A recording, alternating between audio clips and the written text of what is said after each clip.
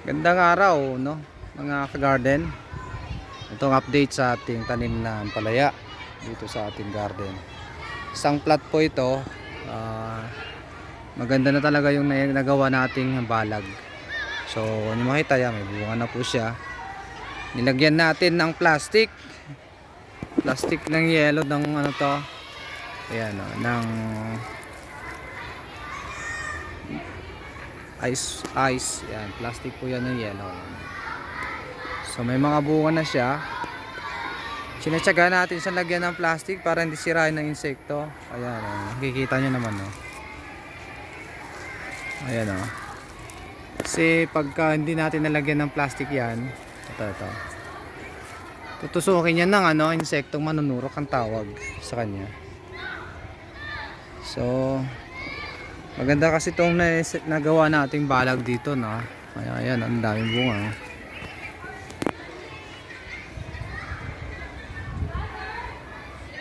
Ayan. So dito sa kabila, marami pang bunga to dito. Ayan, dito tayo sa ilalim. Makita nyo yung mga bunga. Ito. Ayan. So maganda magtanim ngayon ng ampalaya dahil panahon niya ngayon. Tignan nyo to, na-plastikan ko na to pero mayroon pa ring manunurok, oh. Ito, ayan yun, malaki na sila. Ayan. Tulad nito, na-plastikan niya pero nadilaw pa rin. Ibig sabihin, bago ko to palagyan ng plastic, kinain, natusukan na, nahuli tayo. Ayan, oh. Ito yung iba, oh, malaki na. Ayan. So yung iba dito, Ayan, yung mga bunga ng ating ampalaya. Maliliit pa yung iba rito. Oh. Ayan. So isang plat lang to pero dahil bunga, Ayan, nakakatuwang tignan ng ating ampalaya.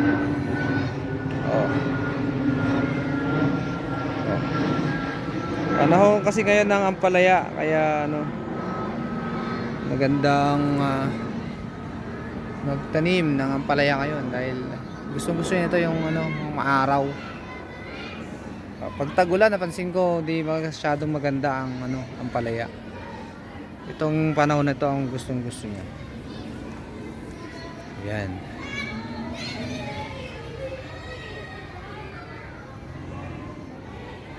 Puntahan pa natin yung isa pa nating ampalaya kasi meron pa tayong isang ampalaya. Isang plat din na mahaba. Tulad din nito. Ito kasi maganda na yung gapangan. Yung isa doon hindi pa masyado. Ayan.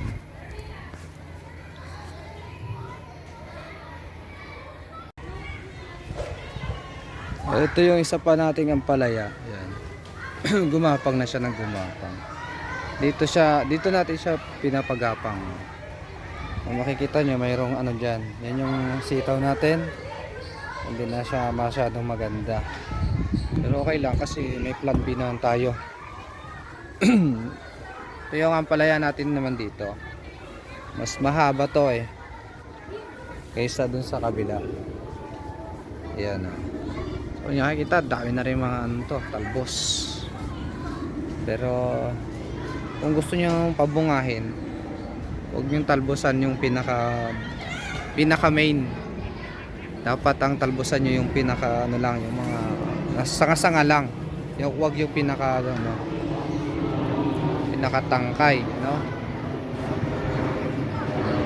nakikita nyo, ang dami ng namumulaklak na rin to.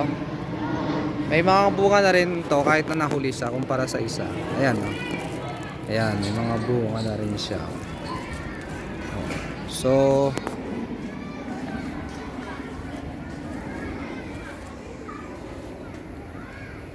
ganda na rin ang ating ampalaya rito. Ayan.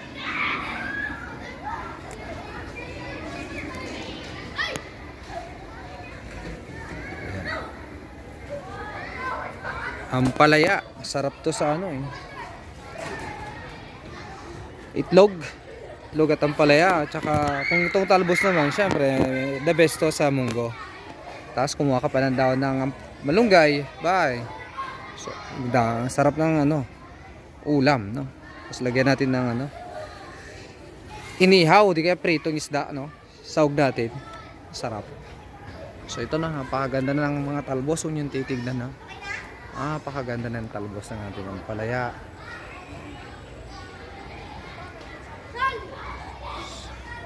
Yan.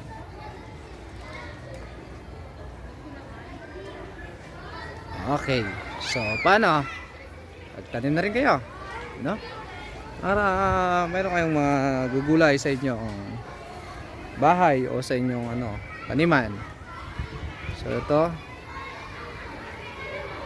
Salamat sa pagsubaybay sa ating YouTube channel, Kagarden Kagala.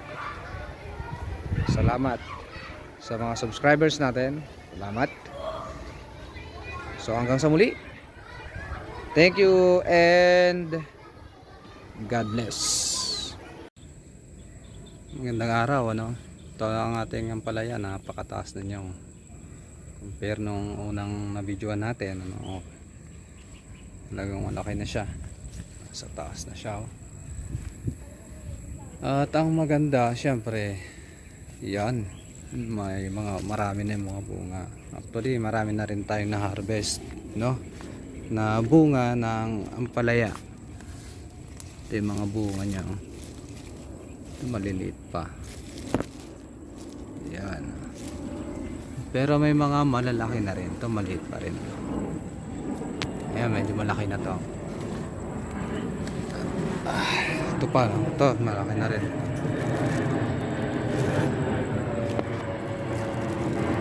Ayan.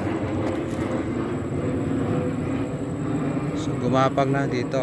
Dito pinagapang na natin. Ito pa. Ito malaki na to. Yan, malaki na yan. Laki na ng bunga.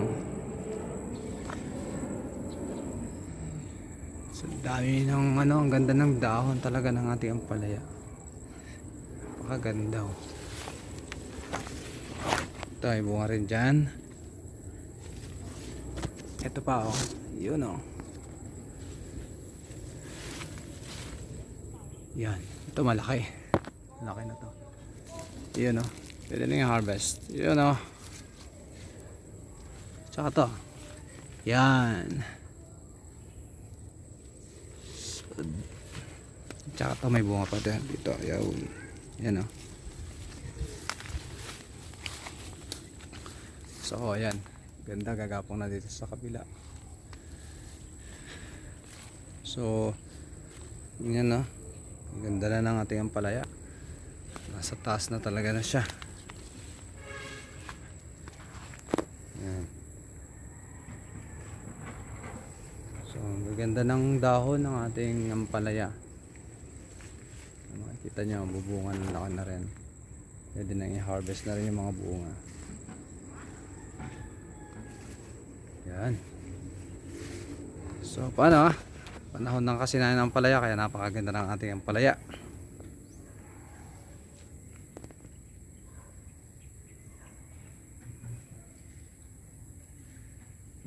Punta naman tayo doon sa isa pang tanim natin na ampalaya. Ayan, laki talaga to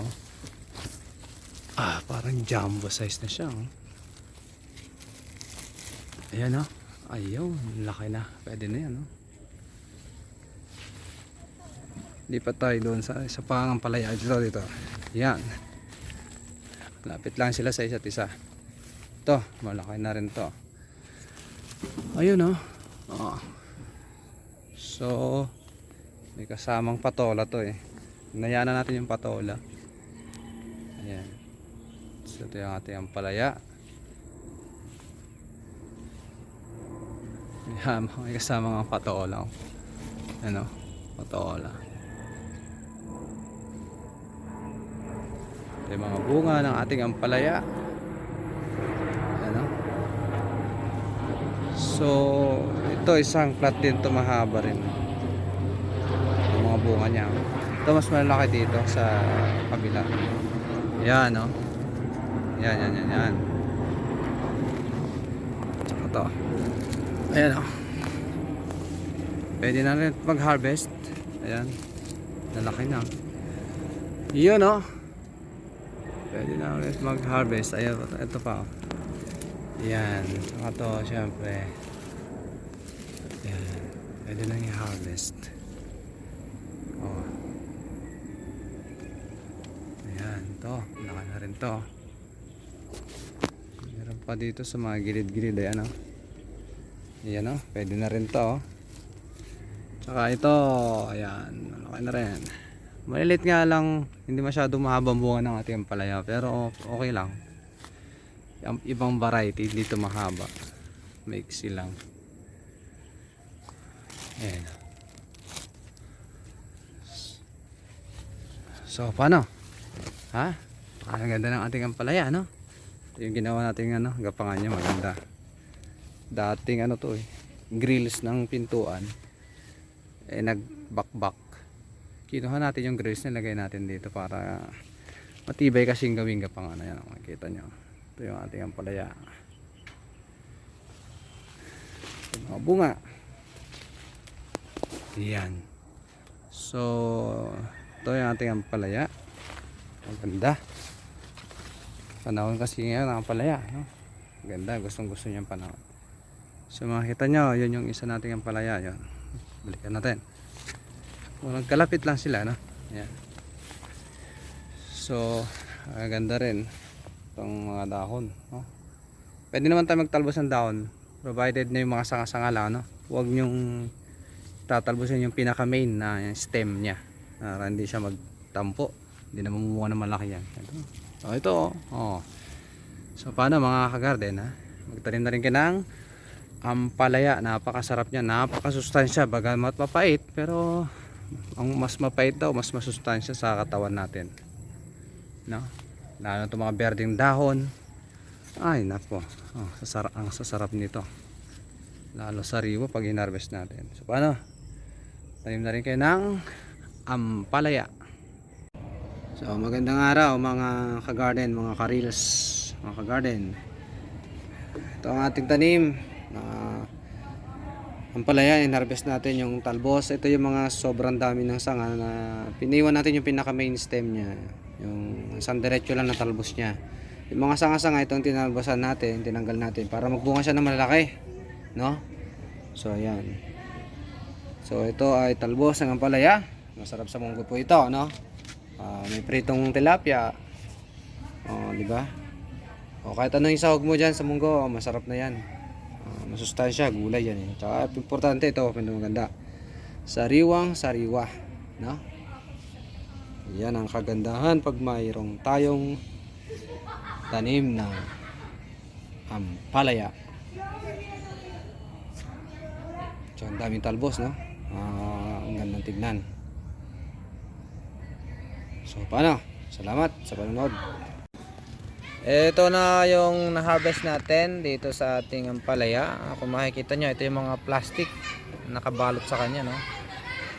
Para hindi matusok ng insektong manunurok, no? Tinanggal na natin. So ito yon. Ayan. So napakasarap nito.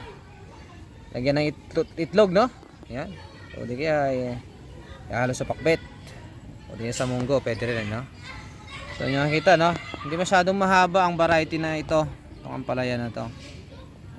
Maiksi lang, ano? Hindi katulad ng binibili sa palengke na sobrang haba. Ganito lang talaga ang variety niya. So ito yung plastic na pinagtanggalan natin. Ayan. So syempre dito na natin in-harvest. Yung iba, ayan, nakikita nyo, makikita iba, may plastic talaga. Ayan. So paano? Napakasarap ng araw natin ngayon. Masarap tayong ulam, no? May libre tayong mauulam dahil sa ating na-harvest na ampalaya. Okay. So yan, no? So paano, mga garden? Thank you for watching. God bless. Meron tayong dahon na malunggay rito. At syempre dahon ng ampalaya. Magulam tayo ng munggo. Ayan. So paano? Ha? Sarap ang ating ulam ngayon, ha? Nag-harvest po tayo ng dahon ng ampalaya at saka tanglad. Ayan, ha? Yun.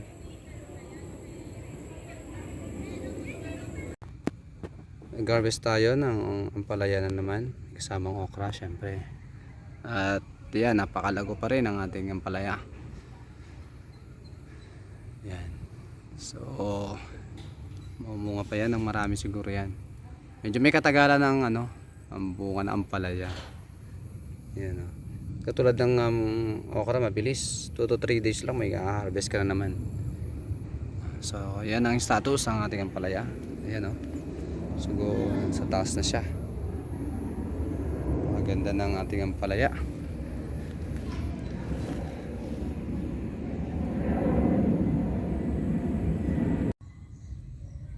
So mga ka-garden, ito na ulit yung pang ilang harvest na natin to. Pangatlo na yatang harvest na natin to sa ating mga ampalaya na bunga, no. Tsaka ito, binawasan din natin ng mga sanga-sanga, masyado ng maraming sanga. Hindi kasi magko-concentrate na mamumunga ang ating ampalaya pag sobrang daming sanga. Kaya yan yung pwede nating pang saug sa munggo, no. So maliit lang talaga yung variety ng ampalaya na ito, kung makikita nyo. Hindi siya masyadong mahaba. Iba yung mahabang ampalaya, ito maiksi lang talaga. Pero okay lang. Pag niluto naman natin, i-chop din natin ng maliliit. So may kasama okra yan, itong hinarvest nating ampalaya yan. So pang ulam na naman, paano ba yan? Masarap na naman ang ating ulamin ngayong araw na to. So, salamat sa ating napakalusog na mga ampalaya. Yun,